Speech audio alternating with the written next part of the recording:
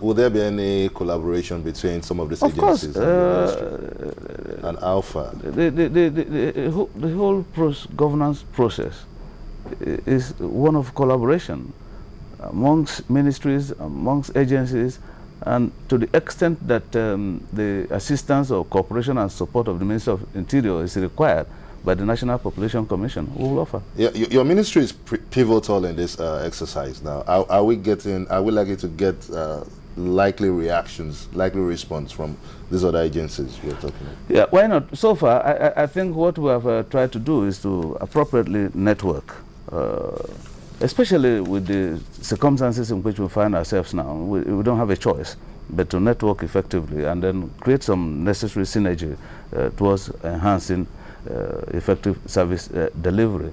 But I can say this, that even though the Ministry of Interior is not responsible for the National Population Census, we have relevant information that will be necessary if it comes to that.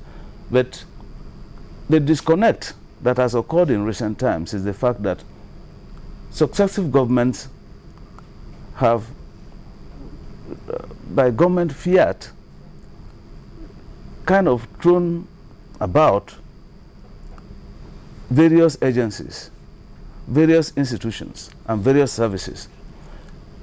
If we must necessarily have a compact setup for tackling some of the basic problems that we have, such as insecurity, it means that the police, the state security services, the Nigerian intelligence agency, the Nigerian customs, the Nigerian immigration, and all other sundry organizations that have similar functions must be in a unit to be able to effectively deliver. So far, we have not had that, but only recently, the federal government has set up a committee that has had responsibility of ensuring proper alignment of these agencies and services for effective service delivery against, again, the backdrop of the insecurity that we are facing today. If I go back to the example of the United States of America that I gave earlier, events of such monumental dimension and impact on the national psyche, such as the 9/11, threw the whole of the citizenry of America together with the sole aim of fighting and stemming the tide, so it does not escalate and go beyond the level of damage that it had caused already.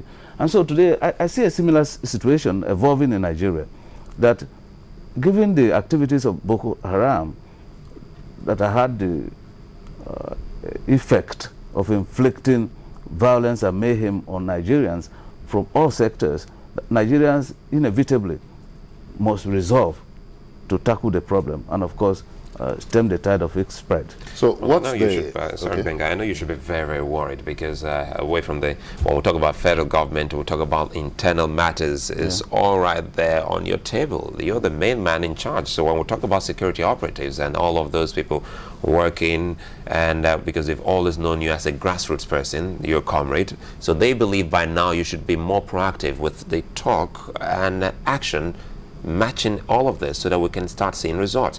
The last analyst we had here, Chris Mokalu, anti-terrorist expert, he talked about a whole lot. He said the security operatives are doing well here in Nigeria, but we need to do more. What more are we doing that you would want us to know? Because they say when it's about security, not everything we can reveal publicly, but are we doing enough so that we can start having that kind of feel? If you talk about 9/11, after that one strike, it was kind of reduction. No planes could come hit any building thereafter. So what is it you're doing that we can say, yes, the Interior Ministry is working? Yeah, okay. I think that I have had reason to say that when you mention Ministry of Interior, the tendency is for people to say that you are in charge. You take responsibility for everything internal security. Aren't you in charge? Now, the truth and the fact on the ground is that the Ministry of Interior has responsibility for complementary services when it comes to internal security.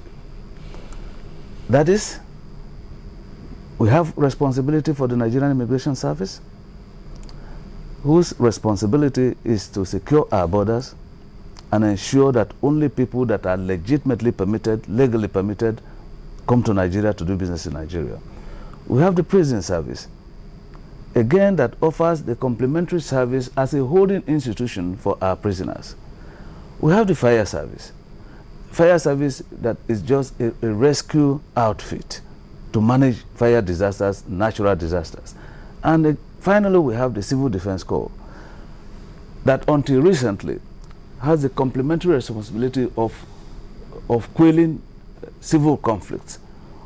But against the unfolding scenario of insecurity in the country, the civil defense has had now to establish within its the anti-terrorist unit. It has to establish now the... Oh, they now have anti-terrorist yes, unit in the civil defense now that has been training with the Nigerian Army and the Nigerian Police. We also have within that group corps now an armed squad unit, excuse me, which is against the backdrop of the reality that they also participate in the joint task force in quelling the insurgency that is on our hands. Within the immigration, we also have an armed squad also now. But all in all, our participation in ensuring internal security is to the extent of participating in the in the joint task forces that have been set purposely to quell the situation. The main enforcers of security in the country, peace and security in the country, are the Nigerian police, and of course the state security services that has sole responsibility for intelligence now. And when it escalates to a certain level, the Nigerian army, which is the situation that we find in our hands now. So we are participating in all the activities that have been aimed at stamping out insecurity in the country.